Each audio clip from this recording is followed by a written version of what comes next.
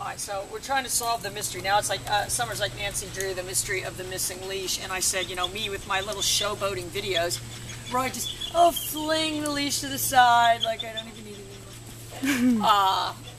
Anyway, you guys, we're back with Nacho. So I will tell you what we have here is a dog that's completely different than that litter mate, in that I've used the nick on high to get this dog out of the pond. The other dog is not so compelled to go in there. Nachos! So I really just used a combination of the pager and the nick, and I haven't lost any attitude. I mean, I haven't lost any attitude at all.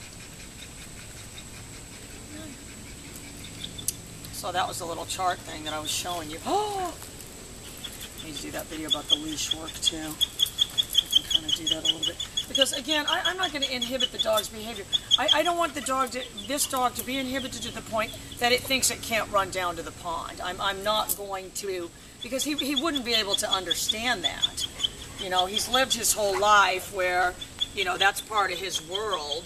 So if he wants to go down there, I'm not going to give him any tells at all. I'm just acting normal. I do the same things I always do. I'm kind of going like this. I'm just in my tripod, putting on my lip stuff, you know, and just let him go down there. Nothing's going to happen. He's back on his own. All right, but look, this is what you guys need to practice, and this is going to be in the DVD series, but I'm just going to do it a little bit, what I was just talking about before, but what you guys need to be able to do, you know, and this is what people should make videos of, not them with an e-collar around their neck. You know, if it was a game show format, you would have, the requirement would be that you could move and manipulate and concisely control this leash without moving that snap. That's what you need to practice. You need to practice at home. You know, and I even do it when I'm running with Andre, because I can with one hand take up the slack, and then as he goes out, I let it go. And I'm not saying I'm doing that good of a job. That's why I like a thinner leash, and it should really be like this. If you had, you know, say, and this is good because it's you know. So what I would need to be able to do is do everything to manipulate this leash without moving that snap.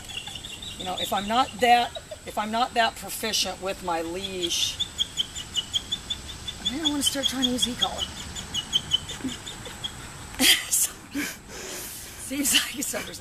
Seems like good advice.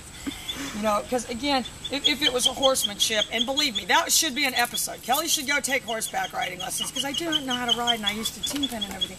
But I certainly would not go to this horse riding instructor and start going into this volley of stories about my old horse that was so amazing that would do the team penning and it would get all 3 cows at one time. I can tell you who'd be bored to death, my riding instructor.